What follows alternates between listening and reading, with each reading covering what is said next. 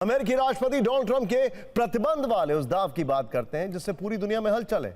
Putin को रोकने की कोशिश में डोनाल्ड ट्रंप ने जो फैसला लिया है उससे पूरी दुनिया में तेल की कीमतें रॉकेट रफ्तार से बढ़ने लगी हैं। अमेरिका ने रूस की दो बड़ी तेल कंपनियों पर प्रतिबंध लगा दिया है। इन तेल कंपनियों के नाम रोसनेफ्ट और लुकोइल है।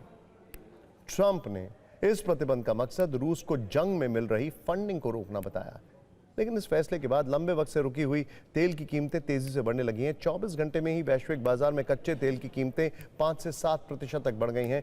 रोसनेफ्ट रूस की सरकारी कंपनी है, वहीं लुकोइल एक निजी कंपनी है। इन कंपनियों पर बैन का मतलब है अमेरिकी कंपनियां या बैंक इनके साथ कोई डील नहीं करेंगी। वहीं दूसरे देशों की कंपनियों को भी अब इन दोनों रूसी कंपनियों से व्यापार करने की मंजूरी नहीं होगी।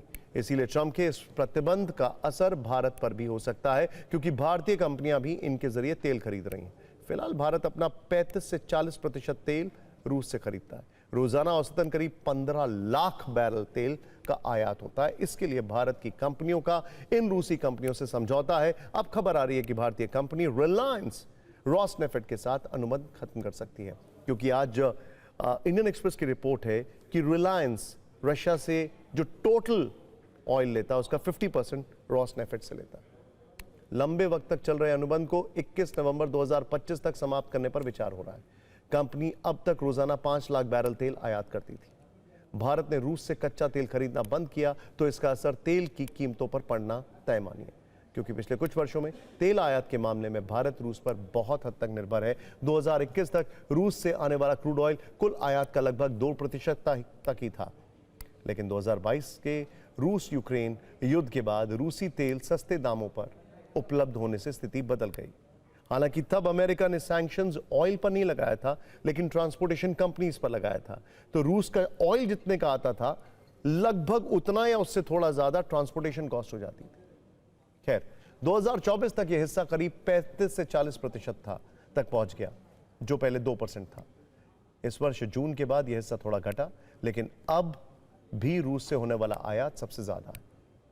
अब तक रूस से सस्ता तेल मिलने से भारत को अरबों डॉलर की बचत हुई, लेकिन अब आगे क्या होगा? इसका जवाब यह है कि आने वाले वक्त में रूस से तेल आयात में 50% तक कमी आ सकती है, जिसके कारण भारत पर वार्षिक 2 से 3 बिलियन डॉलर का अतिरिक्त बोझ पड़ेगा, क्योंकि रूस के मुकाबले दूसरे देशों से तेल 5 से 10% तक महंगा मिलेगा। इसका नुकसान आम उपभोक्ता को भी होगा, क्योंकि पेट्रोल डीजल कीमतों में 5 से 7% तक की बढ़ोतरी की संभावना है।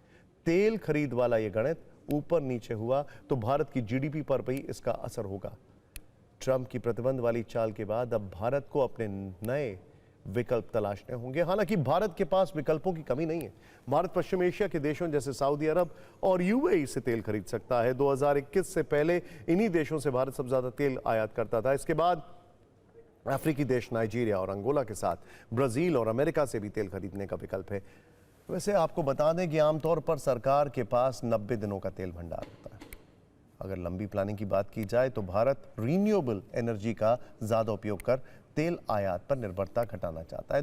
वर्ष 2030 तक तेल आयात निर्भरता पर 77% से घटकर 65% तक करने का लक्ष्य है। ट्रंप के इस फैसले का चीन और रूस ने विरोध किया है। पुतिन ने चेतावनी दी है कि इससे तेल की कीमतों में आग लगेगी, उससे अमेरिका भी झुलस जाएगा। भारत की ओर से यह भी स्पष्ट किया गया है कि जल्दबाजी में या दबाव में आकर कोई व्यापार समझौता नहीं होगा।